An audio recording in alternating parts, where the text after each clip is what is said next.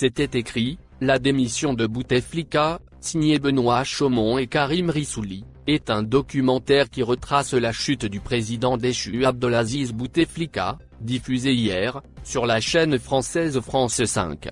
Plusieurs déclarations ont été faites par maintes personnalités au cours des 88 minutes de ce film. Le film documentaire diffusé hier sur France 5, revient sur la situation politique en Algérie depuis 2019. Et tente de décrypter le mouvement populaire entamé le 22 février, le Irak, qui réclame une véritable démocratie. Les 88 minutes de ce film sont partagées entre les instants qui ont précédé la démission de Bouteflika et des flashbacks, qui nous transportent vers les années 1990 et la première investiture du président déchu. Les deux réalisateurs ont brillamment retracé, événement par événement, les 6 semaines qui séparent le déclenchement du Irak de la démission du président Bouteflika. Les belles images des marées humaines qui ont couvert la capitale sont donc à voir ou à revoir, mais certaines analyses politiques méritent surtout le détour. Le documentaire a été l'occasion pour plusieurs personnalités des deux rives de livrer leurs témoignages sur la situation de l'Algérie avant le 22 février 2019, mais aussi et surtout sur le président Bouteflika, sa personnalité, son parcours politique, sa maladie et ses errements. Parmi les interviewés il y a des journalistes, des diplomates, des hommes politiques ainsi que des activistes du mouvement populaire algérien. Au plus proche de Bouteflika. Je suis l'incarnation de l'Algérie, disait Bouteflika en 1999. C'est sur cette déclaration que le documentaire s'est ouvert, mais aussi sur une autre image aux antipodes de la première, celle d'un président malade et muet, qui signe avec beaucoup d'efforts sa démission. Le film joue sur ces deux extrêmes tout en saupoudrant les images de déclarations tantôt émues, tantôt inédites, faites par plusieurs intervenants. Parmi les intervenants Jean-Pierre Filiu, historien, Abdou Benjeddi et Mohamed Adjadi, militants algériens, Hassan Ouali et Thierry Suyer, journalistes, Sofiane Djilali homme politique, Sid Ahmed Ghazali, ex-chef du gouvernement, ainsi que Jack Lang, qui avait accompagné en 2015 le président français François Hollande en Algérie. Tous s'accordent et s'émerveillent devant le pacifisme et l'entêtement du mouvement populaire algérien du 22 février 2019.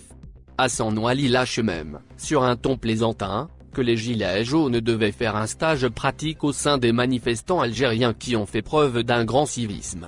Le documentaire fait aussi un bref détour et rappelle les conditions de l'élection de Bouteflika en 1999.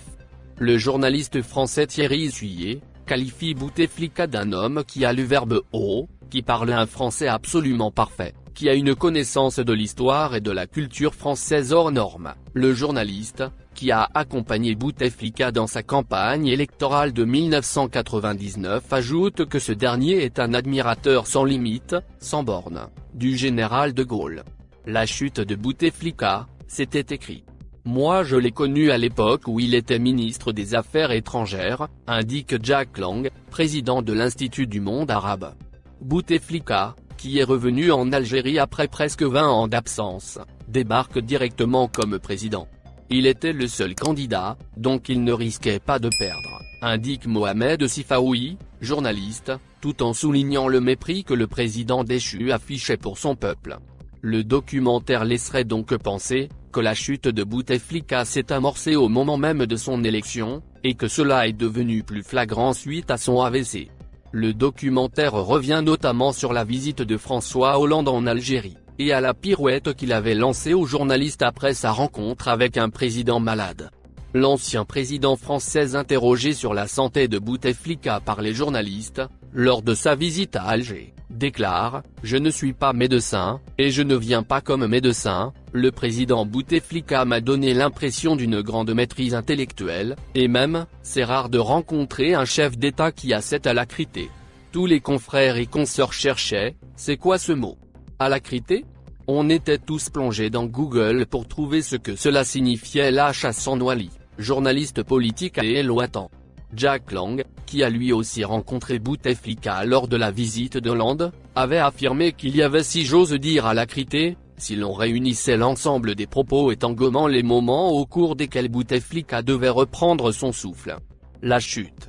Le documentaire va s'attarder sur la marche grandiose, du 8 mars 2019. suite à laquelle les choses se sont accélérées au niveau de la présidence de la République et de la ANP. Le film retrace le retournement de la situation, suite au discours de Guy de Salah, qui, après son soutien inconditionnel à Bouteflika, se retourne contre lui, comme dans un film de mafieux de Scorsese. Le 7e et dernier chapitre du documentaire, justement intitulé Le coup de grâce, évoque la dernière grande réunion du chef d'état-major, Guy de Salah, au cours de laquelle ce dernier s'adresse directement au clan Bouteflika. Depuis le début de cette crise, le seul but de l'armée est de veiller à la protection du cadre constitutionnel, déclarait Guy de Salah. Le chef d'état-major va demander l'application de l'article 102. À ce moment-là, le chef d'état-major coupe la tête au président, indique Hassan Ouali. L'état-major était prêt à envoyer les chars à la présidence, déclare une journaliste chez Jeune Afrique. Le film se termine presque sur l'inoubliable hit Noga, lancé par un jeune Algérien face à la caméra d'une chaîne arabophone, suite à l'annonce de la démission de Bouteflika, tout en expliquant que le combat continue.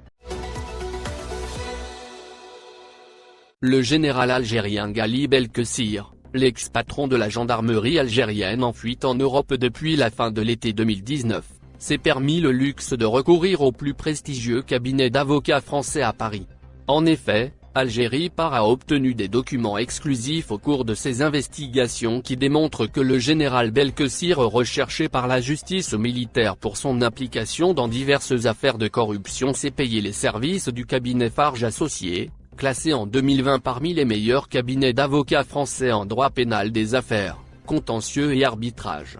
Il s'agit également de l'un des cabinets les plus onéreux sur la place de Paris, dont les prestations peuvent plus de 10 000 € pour la moindre des interventions auprès des autorités judiciaires françaises pour un quelconque dossier. Ce cabinet est dirigé par l'un des avocats français les plus médiatisés et réputés de tout Paris. Il s'agit de Pierre Farge, qui a travaillé, par le passé, chez Metzner Associés, considéré le premier cabinet français historique en droit pénal des affaires, puis à la direction fiscale de l'Organisation de coopération et de développement économique, OCDE, avant de fonder le cabinet Farge Associés consacré à tous les domaines du droit pénal.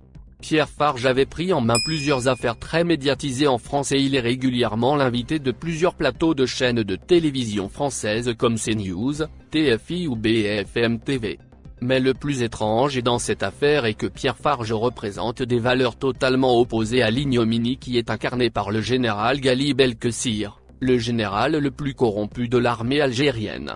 En effet, Pierre Farge est le précurseur en matière de protection des lanceurs d'alerte en France. Il s'est spécialisé énormément dans la défense des citoyens intègres qui osent dénoncer des affaires de corruption ou de détournement des deniers publics en France.